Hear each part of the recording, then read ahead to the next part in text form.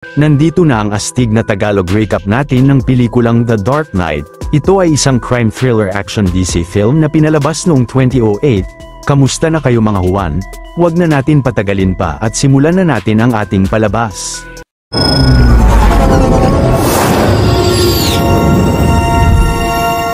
Ang psychotic criminal mastermind na si Joker at ang kanyang grupo ng mga bank robbers na nakasuot ng mga clown mask ay sinugod ang Gotham National Bank. Pinaluhod at ginapos ng ilan sa kanila ang mga empleyado sa lobby at pinahawak ng mga granada na pag nabitawan ay agad na sasabog, habang ang isa pa ay hinak ang alarm system ng gusali at nang natapos na niya ito ay biglang binaril siya ng kasamahan nila. Ilang saglit ay matapos na ma-unlock ng isa pang kasamahan ng grupo ang vault ng bangko ay binaril rin ito ng isa pang miyembro nila. Samantala ang bank manager ay matapang na pinatumba ang ilang mga bank robber gamit ang shotgun nito pero agad na nagawa siyang barilin ng isang magnanakaw. Ang isang miyembro naman ng grupo ay nagmadaling binag ang mga pera sa vault at dinala ang mga ito sa lobby. Kalaunan ay biglang nasagasaan siya ng school bus na pumasok ng bangko. Kasama ang driver ay kinarga nila ang mga pera sa sasakyan pagkatapos ay binaril ito ng huling miyembro ng grupo. Kahit nahihirapan sa sitwasyon ay sinabi ng bank manager sa magnanakaw na wala siyang karangalan. Ang magnanakaw na ito pala ay si Joker at nilagyan ng smoke grenade sa bibig ang manager. Umalis na siya sa bangko na sumabay sa iba pang mga school bus na dumadaan roon upang hindi mapansin ng mga pulis na kakarating lang ng lugar. Kinagabihan si Lieutenant James Gordon kasama ang bagong partner niya na si Detective Ramirez ay pinailaw ang bat signal sa kalangitan na naging simbolo na ng takot sa mata ng mga kriminal.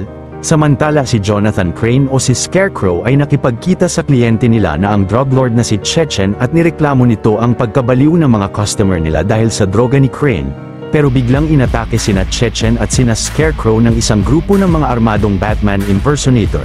Kalaunan ay dumating sa lugar ang totoong Batman sakay ng Batmobile at nagpasabog ng ilang sasakyan ng mga kalaban sa paligid.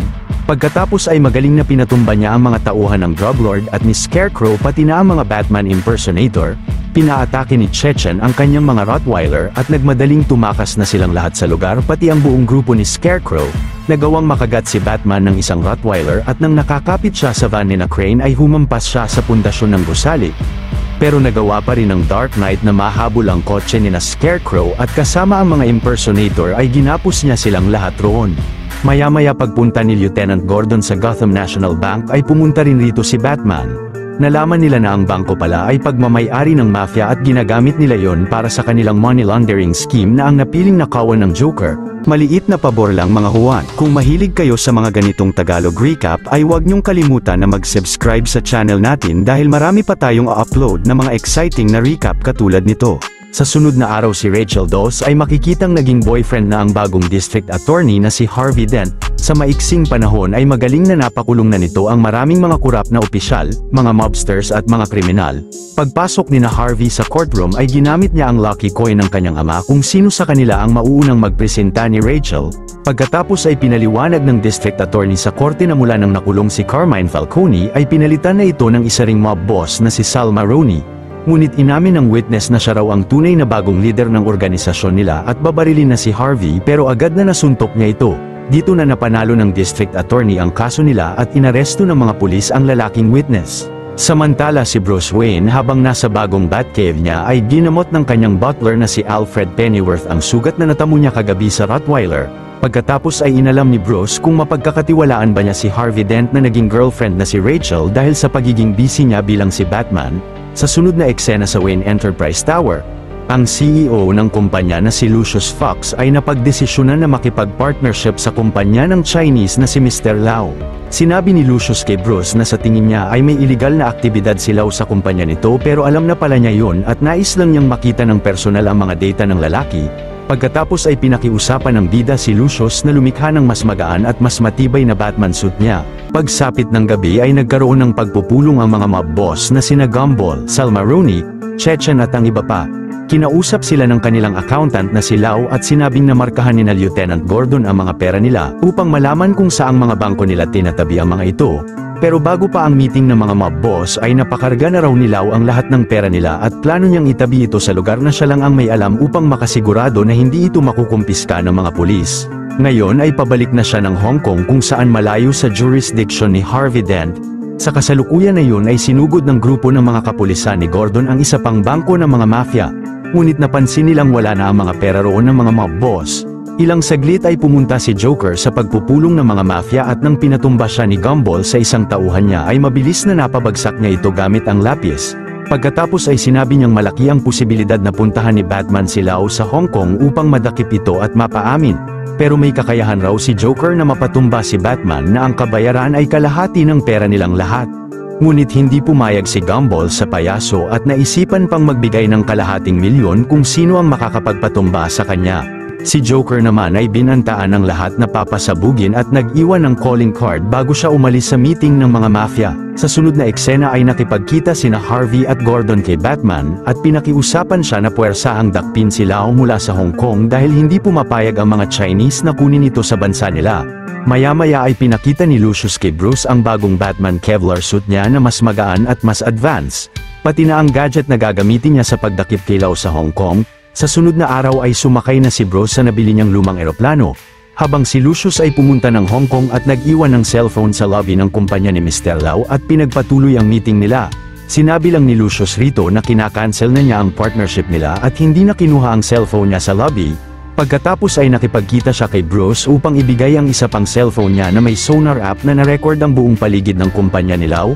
Sa kasalukuyan na yun ang isang grupo ng mga kalalakihan na nagkunwari na napatay si Joker ay dinala kay Gumball ang katawan niya. Mabilis na sinunggaban ni Joker si Gumball at tinutukan ng baril ng mga tauhan niya ang mga mobsters nito. Pinaslang ng payaso si Gumball gamit ang kanyang kutsilyo at sinabihan ng mga mobster na magpatayan upang kung sino ang matira sa kanila ay sasali sa grupo niya. Pagsapit ng gabi ay naglagay si Batman ng mga maliliit na bomba sa pader ng gusali ni Mr. Lau at biglang nawala ng kuryente sa buong building dahil sa cellphone na iniwan ni Lucius. Pagkatapos ay sumugod na siya roon at magaling na kinalaban ang maraming mga security personnel ng kumpanya at walang kahirap-hirap na napabagsak niya ang mga ito. Si Mr. Lau naman at ang mga tauhan nito ay pinagbabaril si Batman pero agad na nakapag-cover siya. Nagawa rin silang mapatumba ng bida at hinila sila ngunit dumating na sa gusali ang mga kapulisan. Pagkatapos ay sumabog na ang mga bomba ni Batman sa building at inangat niya ang kanyang skyhook device upang malipad sila ni Lau ng eroplano niya paalis ng Hong Kong. Sa sunod na araw ay nakita ni Lieutenant Gordon ang inchik na nakagapos na sa tapat ng tanggapan nila. Maya-maya ay kinumbinsi ni Rachel si Lau na sabihin sa kanila ang lokasyon ng mga pera ng mga mob boss kapalit ng kalayaan niya. Tumanggi sa kanya ang lalaki bagkus ay sinabi nito sa kanila kung sino-sino ang mga kliyente niya at ang mga krimen na nagawa ng mga ito. Pinagpilitan ni Gordon na mananatili muna roon ang inchik at maya-maya sina Chechen na napagdesisyonan ng i-hire si Joker upang ipatumba si Batman pero agad na dinakip na sila ng mga kapulisan ni Lieutenant Gordon. Habang nasa courtroom ni Judge Sorello ay naakusahan sina Maroni at Chechen kasama ang mga tauhan nila ng daang-daang mga krimen. Ang mayor naman ng Gotham na si Anthony Garcia ay hindi bilib sa paraan ng pag-aakusa ni Harvey sa dalawang mafia organization ng sabay. Pero pinaliwanag ng attorney na makakapagpiyansa man sina Maroni ay mananatili pa ring nakakulong ang ilang daang tauhan nila at dahil dito ay wala silang magagawang krimen sa syudad ng ilang buwan. Subalit kalaunan ay biglang humampas sa bintana ng mayor ang katawan ng isang Batman impersonator at napansin ni Gordon na may mensahe ito mula kay Joker. Sa sunod na eksena ay napanood ni Bruce sa balita ang footage ni Joker sa pagpatay nito sa impersonator niya. Sinabi ng payaso kay Batman na dapat na ibunyag niya ang tunay na katauhan at sumuko sa mga pulis kundi ay araw-araw ay may mamamatay. Kinabukasan ng gabi ay nagdaos si Bruce ng fundraising party para kay Harvey dahil sa pagpapanalo niya ng mga di mabilang na mga kaso laban sa mga mob boss. Samantala sina Gordon ay nalaman mula sa forensic nila na ang card ni Joker mula sa impersonator ay may DNA ni na Commissioner Loeb, Harvey Dent at Judge Sorello. Agad na pinuntahan ng lieutenant si Commissioner Loeb sa opisina nito at hindi pinaalis roon dahil sa bantang pagpatay sa kanya ni Joker. Si Bruce naman ay mabilis na pinatulog si Harvey mula sa likod upang iligtas siya.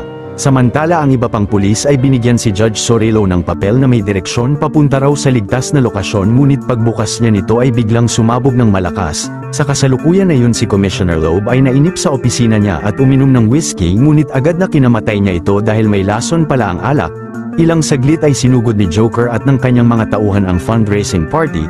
Nang hindi niya makita roon si Harvey ay nilapitan niya ang girlfriend ng district attorney. Pero mabilis na inatake siya ni Batman at kinalaban ang maraming mga armadong tauhan nito sa paligid. Madali niyang na-overpower ang grupo ni na Joker pero nilapitan uli ng kalaban si Rachel at upang makatakas ay binasag niya ang bintana roon at hinulog ang babae. Agad na tumalon ang Dark Knight upang iligtas si Rachel at nag-glide sa ere nang sa gayon ay ligtas na mababa niya siya. Sa sunod na araw ay sinabi ni Alfred kay Bruce na sa tingin niya ay walang interes si Joker sa pera dahil ito ang klase ng tao na nais lang makita na nasusunog ang buong Gotham. Kinagabihan ay nakita ni Gordon kasama si Batman ang dalawang pulis na wala ng buhay at may clown makeup. Pagkatapos ay napansin nila na ang mga pangalan ng mga ito ay Patrick Harvey at Richard Dent. Nakita pa ni Gordon na ang susunod na target ni Joker ay si Mayor Garcia habang si Batman ay kumuha ng sample ng bullet hole roon.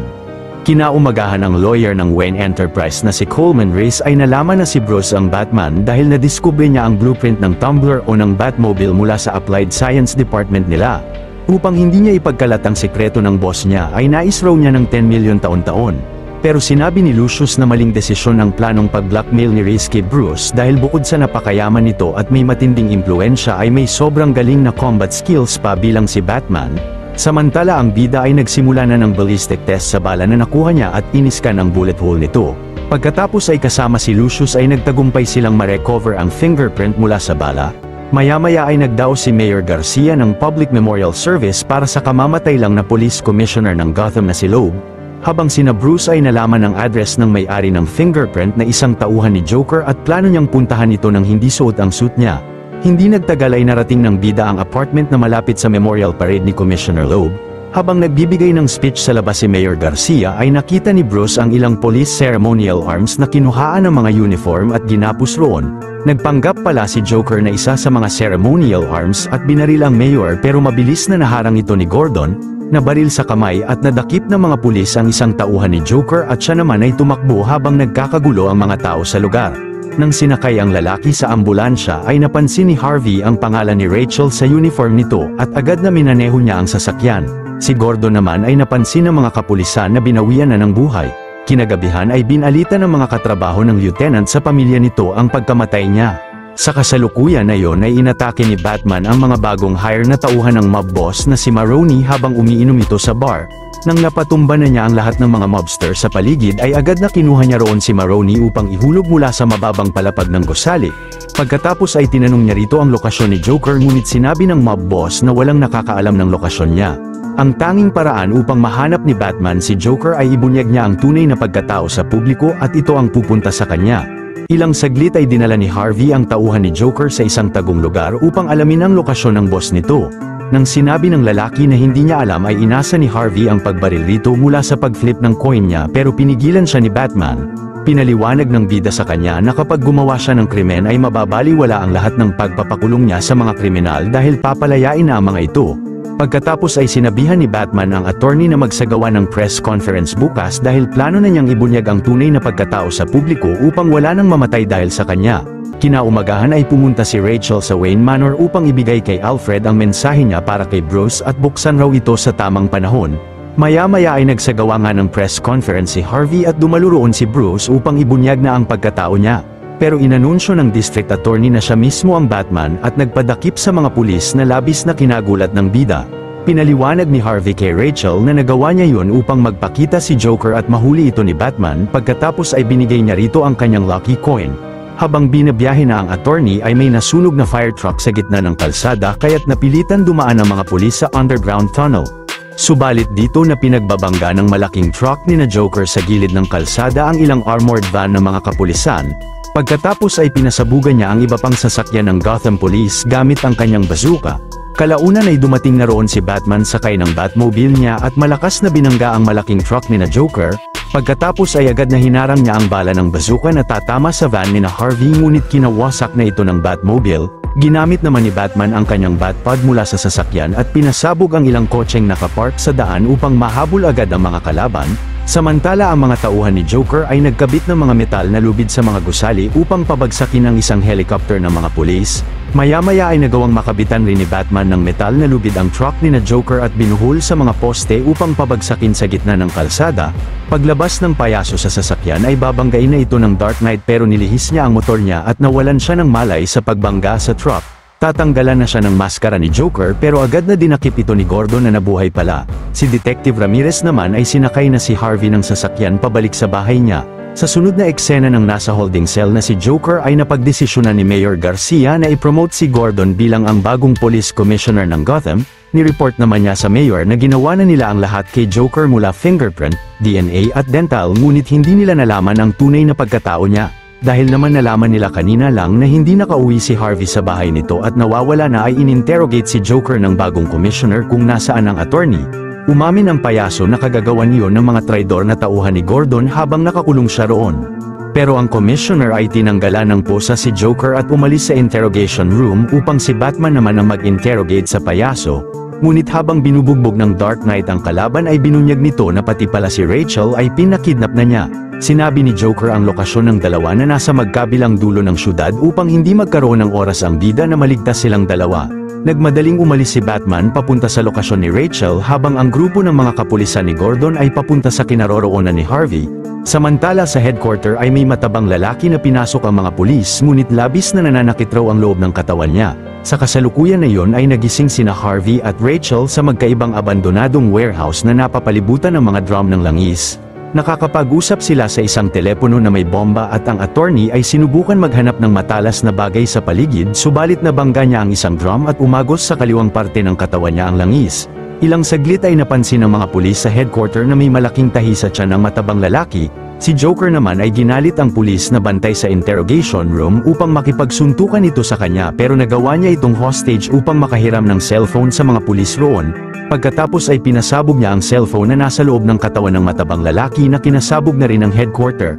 Kalaunan ay nakita ni Joker si Mr. Lau sa selda niya habang si Batman ay dahil sa sobrang bilis ng kanyang Batpod ay narating na ang lokasyon ni Rachel. Ngunit ang nandoon pala ay si Harvey at agad na nilabas niya siya ng gusali bago pa sumabog ang bomba roon pero nasunog ang kaliwang parte ng katawan ng attorney.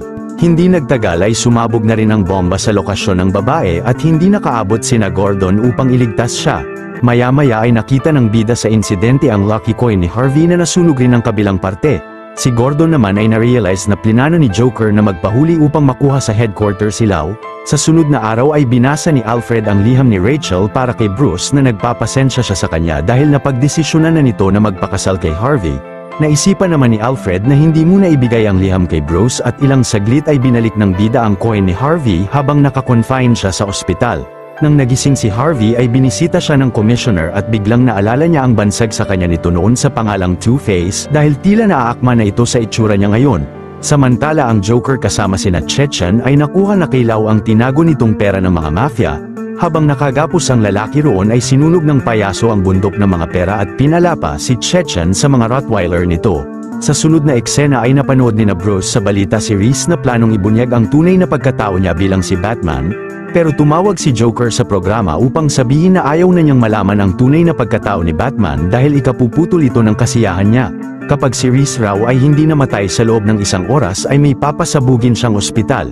Ilang saglit nang ilalabas na nina Gordon si Reese ng gusali ay may nagtangkang bumaril sa lalaki pero kalaunan ay nagawa nilang masakay siya sa kotse nila. Si Bruce naman ay nagmadaling sumakay ng kanyang Lamborghini upang iligtas si Reese. Sa kasalukuyan na iyon ay gamit ang mga school bus ay in-evacuate na ng mga pulis ang lahat ng mga tao sa iba't ibang ospital lalo na sa Gotham General Hospital. Maya-maya ay nagawang makapasok ni Joker sa Gotham General at makikitang iyon pala ang ospital kung saan nakakonfine si Harvey na nagapos na ng payaso.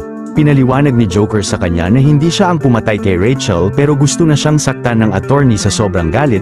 Kinumbinsi naman siya ni Joker na ang tunay na nakapatay kay Rachel ay si Gordon, ang mga kapulisan, ang mga mob boss at si Batman. Sa kanila dapat maghiganti si Harvey at hindi sa kanya na nais lang mapatunayan na mali ang sistema ng Gotham. Pagkatapos ay binigyan ni Joker ng pagkakataon ng attorney na barilin siya at naisipan nito na gamitin ang kanyang coin kung papatayin niya ang payaso.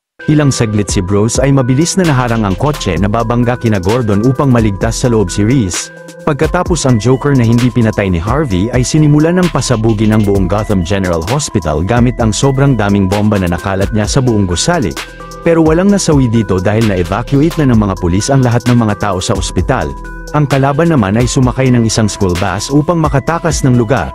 Kalaunan ay nireport ng isang tauhan ni Gordon na may nawalang school bus kasama ang 50 tao sa loob. Maya-maya ay binalita sa TV ang video footage ni Joker sa pagdukot niya sa host ng news station pati na ang iba pang mga sibilyan. Nag-anunsyo ito ng mensahe mula kay Joker na mamayang gabi ay sa kanya na ang Gotham. ang mga mamamayan na nais manatili ay dapat sumunod sa batas niya at ang mga planong lumikas ng syudad ay huwag dadaan sa mga tulay at tunnel dahil may surpresang naghihintay sa kanila roon. Samantala ang isang detective ni Gordon na nasa bar ay pinuntahan ni Harvey bilang si Two-Face at tinanong rito kung sino ang mga traidor na pulis na dumukot kay Rachel. Pinagpilitan ng detective na hindi niya alam at nang pinitik ni Two-Face ang coin niya ay umibabaw ang sunog na parte nito at binaril ang lalaki. Sa kasalukuyan na iyon ay nagsimula ng magsilikas ng mga tao sa Gotham habang ang mga kapulisan ay naghahanap ng mga bomba sa mga tulay at tunnel. Maya-maya ay nakita ni Lucius sa departamento niya ang malaking sonar system na tinayo ni Batman upang mahanap si Joker sa Gotham. Ginamit niya ang microphone ng lahat ng cellphone sa Gotham upang makatanggap ng sonar signal at magmatsyag sa buong syudad. Nasabi ni Lucius na mali ang mag-spy sa milyon-milyong tao pero pinaliwanag ng bida na naset niya ang system na siya lang ang makakakontrol nito at pagkatapos gamitin ay kusang magsha-shutdown nito. Sa sunod na eksena pagsakay ni Maroni sa kotse niya ay hinihintay na pala siya ni Two-Face upang tanungin kung sino ang dumukot kay Rachel. Inamin ni Maroni na ito ay si Detective Ramirez pero agad na nagsuot ng seatbelt si Harvey at binaril ang driver ng mob boss. Pagsapit ng gabi ay sinakay ng mga pulis ang karamihan sa mga mamamayan ng Gotham sa dalawang barko. Sa isang barko pinasakay ang mga sibilyan habang sa kabila ay mga preso na karamihan ay ang mga napakulong ni Harvey. Subalit kalaunan ay napansin ng mga crew na may sobrang daming oil barrel at bomba sa lower deck ng mga barko at nakakita pa sila ng mga detonator roon. Samantala si Two-Face ay nagawang patawagin si Detective Ramirez sa asawa ng commissioner upang magsinungaling rito na pinapapunta raw sila ni Gordon kasama ng mga anak nila sa warehouse kung saan namatay si Rachel, pagkatapos ay tinumbo ni Harvey ang babae. Kalaunan si Joker ay pinaliwanag sa mga mamamayan ng Gotham sa dalawang barko na kaya niyang agad na pasabugin sila roon. Kahit isa lang sa kanila ang magtangkang tumakas sa barko ay papasabugin niya pa rin silang lahat. Ang bawat isa sa kanila ay iniwanan niya ng detonator na makakapagpasabog sa kabilang barko. Mamayang hating gabi ay papasabugin sila ni Joker pero kung isa sa kanila ang pumindot sa detonator ay hahayaan niyang mabuhay. Samantala si Batman ay pinahanap kay Lucius ang lokasyon ni Joker na agad na nalaman niya na ito ay nasa isang gusali na malapit sa pantalan. Sinabi ni Batman kay Gordon ang lokasyon ng kalaban at mabilis na pinuntahan niya ito. Ang mga mamamayan naman ng Gotham sa dalawang barko ay naisipan na magbutuhan kung pipindutin ba nila ang buton sa detonator o hindi. Maya-maya paglapit ni Gordon sa gusali ay nakita nila roon na may bihag na mga sibilyan ang mga tauhan ni Joker na magagawang mapatumba agad ng sniper nila. Pero malakas ang kutob ng bida na panlilinlang na naman yun ni Joker. Mabilis na pinasok niya ang gusali habang ang mga SWAT agents ng commissioner ay nagsimula na rin sumugod roon. Subalit napansin ni Batman na mga hostage pala ang mga taong nakasuot ng clown mask at mabilis na niligtas niya ang lahat ng mga ito mula sa mga SWAT ni Gordon. Magaling na pinatumba ng Dark Knight ang ibang SWAT agent sa gusali pati na ang ilang mga armadong tauhan ni Joker na nagpanggap na mga hostage. Patuloy na umatake ang bida ng mas marami pang mga tauhan ng commissioner na sumusugod sa building at hindi nagtagal ay nagawa niya silang matali at masabit sa gilid ng gusali. Samantala si Gordon ay sinabihan ni Harvey na bihag nito ang pamilya niya at magkita sila sa lugar kung saan namatay si Rachel. Gamit naman ang sonar vision ni Batman at sa tulong ni Lucius ay nalaman niya ang lokasyon ng iba pang mga tauhan ni Joker sa loob ng gusali pati na ang payaso at ang karamihan sa mga hostage niya. Kalaunan ay nalaman na ng mga SWAT na mga tauhan ni Joker ang mga hostage na nagawa na nilang madakip at ang mga tunay na hostage na nakasuot ng clown mask ay naligtas na nila. Maya-maya nang malapit ng maghating gabi ay nalaman ng lahat sa botohan na nais ng karamihan na pasabugin ang kabilang barko. Pero ang kapitan na may hawak ng detonator ay hindi magawang pindutin ang buton. Sa sunod na eksena ay narating na ni Batman ang lokasyon ni Joker at agad na pinaatake sa kanya ang mga Rottweiler nito. Nahulog ni Batman ang mga aso at nang pinaghahampas siya ng tubo ni Joker ay sinipa niya siya ng malakas. Samantala ang isang preso ay nakumbinsi ang kapitan ng barko na ibigay sa kanya ang detonator at agad na tinapon niya ito sa bintana. Sa pagpapatuloy ng pakikipaglaban ng Dark Knight sa payaso ay nagawa siya nitong mahampas papunta sa gilid ng gusali at sinakal. Ang isang sibilyan naman ay naglakas loob na kunin ang detonator sa isang crew ng barko upang pindutin ito pero hindi rin niya nagawa. Nang napansin ni Joker na 12 midnight na at wala pa ring pumipindot ng detonator ay napagdesisyonan niyang pasabugin na ang dalawang barko. Pero mabilis na inatake siya ng bida upang ihulog sa gusali at agad na tinali ang isang paa niya roon. Sa sunod na eksena ay narating na ni Gordon ang lokasyon ni Two-Face ngunit agad na pinatumba siya nito at sinipa ang baril. Ilang saglit ay binunyag ng payaso kay Batman na parte ng malaking plano niya si Harvey. Dahil nais niyang ipakita sa mga tao na kahit ang magaling na district attorney na tinuturing nilang bayani ay maaari rin makurap ang pag-iisip nang sa gayon ang lahat ng nagawa nito sa korte ay mababaliwala. Ang Dark Knight naman ay nagmadaling umalis sa lugar at iniwanan si Joker sa mga SWAT. Samantala ang commissioner ay nakiusap kay Harvey na pakawala na ang kanyang pamilya pero sumagot siya na ang mga tauhan niya ang dumukot kay Rachel upang dalhin roon. Pagkatapos ay kinuha ni Harvey ang isang anak ni Gordon at biglang dumating sa lugar ang mga kapulisan ng Gotham. Dumating na rin sa lugar ang bida at sinabi kay Two-Face na silang tatlo ni Gordon ang may kasalanan sa pagkamatay ni Rachel at dapat sila ang patayin niya. Naisipan naman ni Two-Face na iasa sa tsansa kung babarilin niya ang sarili, si Batman at ang bata. Pag-flip niya ng coin ay umibabaw ang normal na parte nito kaya't hindi niya binaril ang sarili. Nang sinunod ni Harvey si Batman ay umibabaw ang sunog na parte ng coin kaya't agad na binaril niya siya. Susunod na ni Two-Face ang bata, pero bago pa niya ma-flip ang barya ay hinulog siya ng Dark Knight at binigay kay Gordon ang anak niya. Bumagsak rin si Batman sa mababang parte ng warehouse, pero pagpunta sa kanya ni Gordon ay nakabango na siya maliban kay Two-Face na binawian na ng buhay. Upang hindi naman malaman ng mga tao na tama si Joker at upang hindi sila mawalan ng pag-asa pag nalaman nilang nakagawa na rin ng mga krimen si Harvey, napagdesisyonan ng bida na sabihin ni Gordon sa mga tauhan niya at sa publiko na siya ang gumawa ng mga krimen na nagawa ng dating district attorney. Kahit pa hindi sang-ayon ang commissioner ay nakumbinsi na rin siya ni Batman. Maya-maya ay tumakbo ang Dark Knight paalis ng lugar upang magpahabol sa mga kapulisan sa paligid pero agad na nakasakay siya sa kanyang Batpod at tuluyang nakatakas sa mga pulis. Samantala si Lucius ay nang natapos ng gamitin ang sonar system ay kusa na itong sumabog. Sa sunod na araw ay sinabi nga ng commissioner sa publiko ang napag-usapan nila ni Batman upang maprotektahan ang reputasyon ni Harvey. Si Alfred naman ay sinunog ang liham ni Rachel para kay Bruce. Kinagabihan ay winasak na ni Gordon ang bat signal nila sa rooftop ng kanilang headquarter. Dito na nagwawakas ang istorya ng pelikula. Kung natuwa at nagustuhan nyo ang ating tinampok na pelikula ngayong araw ay maaari nyo rin panuorin ang iba pang mga Tagalog recaps natin sa main page ng ating channel, at syempre huwag nyong kalimutan na mag-like, subscribe at mag-hit ng notification bell dahil marami pa tayong tatampok na exciting na mga pelikula sa mga susunod na linggo. See you on the next one mga Juan.